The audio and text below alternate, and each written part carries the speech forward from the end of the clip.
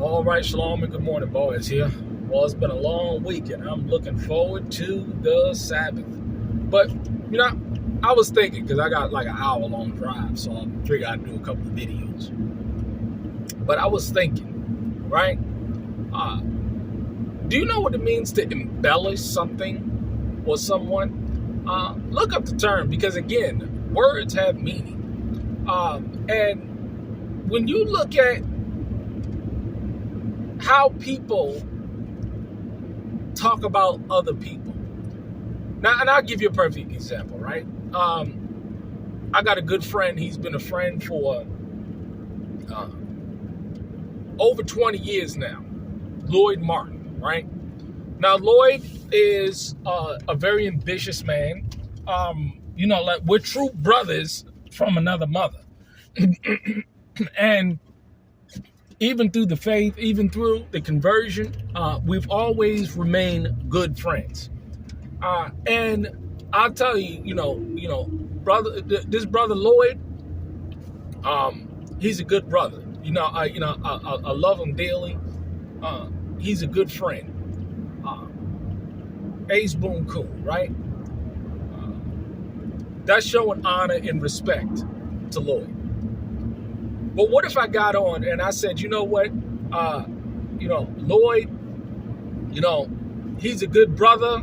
I'm telling you, man, every time I see him, I want to hug his face and kiss his cheeks. And I'm telling you, man, every time I look in his eyes, I tell you, man, I just got such a feeling of warmth. He's just such a magnificent man. I mean, I tell you, man, every time I look at Lloyd, it feels as though he walks on the tables of my heart. He is just one of the most magnificent men I've ever met in my entire life.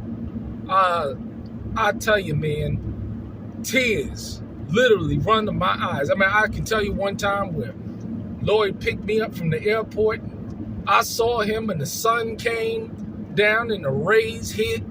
And let me tell you, man, and I hugged him and he hugged me. And I tell you, man, whoa, that brother is just such a brother. You see the difference between the two? One, I just acknowledged, excuse me. One, I acknowledged the man, and another time, I was talking about the same man, but I embellished it. Now, Lloyd, he's the type of person, look at me and like, nigga, what you talking about? I mean, I know you love me, but ain't you trying to lay it on kind of thick, nigga? You know what I mean? It's like, yo, you about to ask me for some money or something? You want something? That's the kind of level of discernment he'll have. Because, see, it's all that embellishment, all that extra fancy, decorative, and to make something seem more than what it actually is. It's not a good thing. It's not a good thing. You're embellishing it. And let me tell you something. Proverbs 17:17. I think it's 17:17. A friend loveth at all times, and a brother is born for adversity. What does that mean? What? See, we don't understand what it means to develop a friendship, because first, if you want to develop a friend, you have to first show yourself to be friendly.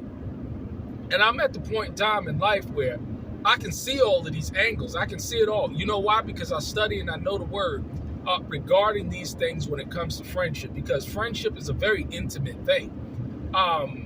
It's something that, you let a friend into the inner circles of your heart, because they're there to motivate you and cleanse you and uplift you. And if you ain't got people like that, it's a dangerous thing. If you have false friends, it can be very detrimental to your health, spiritually and physically. A friend, a false friend can turn around and take your life. I be watching these movies, Godfather movies, and all of these. It's always it's always your closest friend, the person that claims to be your closest friend, that gets you. The movie in Goodfellas. where the guy beat him with a bat. And that was his friend. That was his friend who did it. But you got to understand something about friendship. You're not going to know who your true friends are, your true brothers are, until adversity hits. And this is why it's so important to understand. You can give honor and respect to a man, but your own words come back to bite you.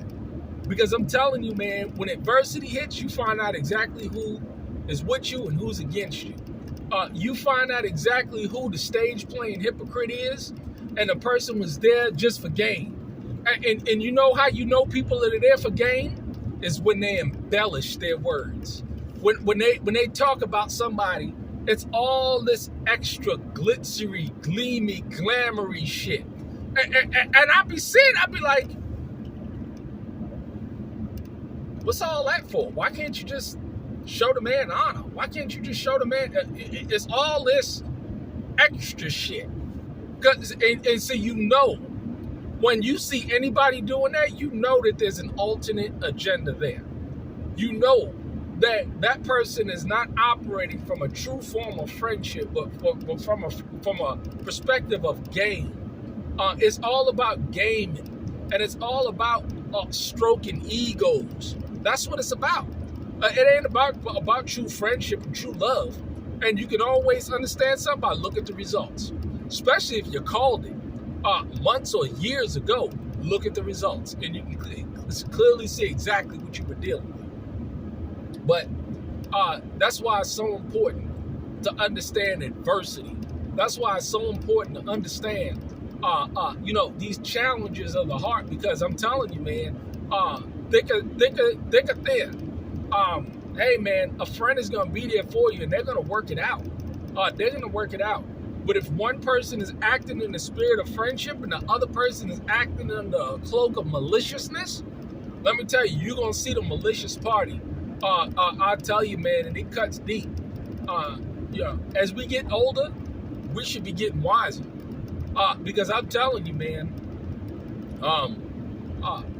we don't know if we're going to be here today or gone tomorrow.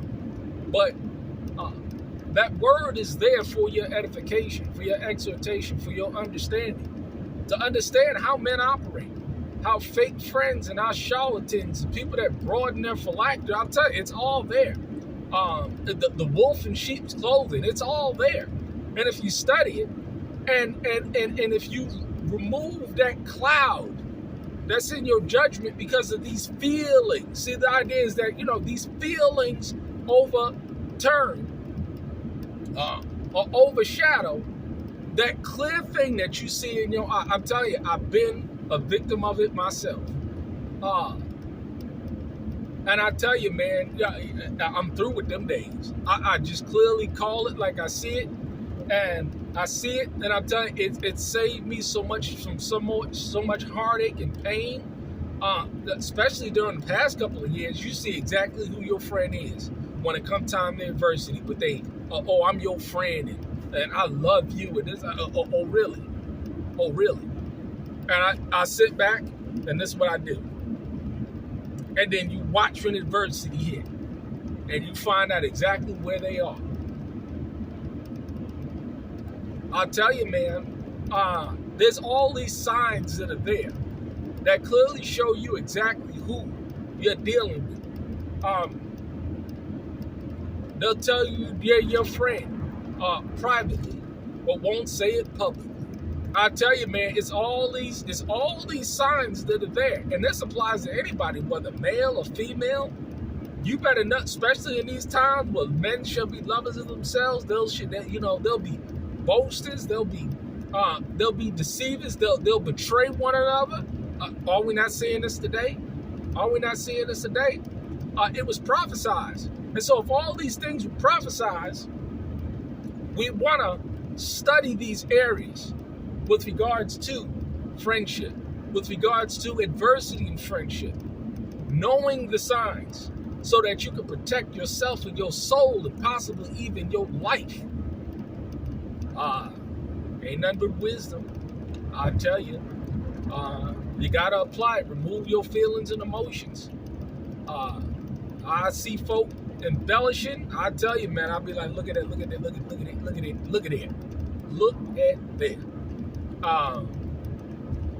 I tell you, word to the wise: know how to spot the signs and know who your friends are. You'll live a whole lot longer and a whole lot more peaceful life if you just do what the word says. Shalom.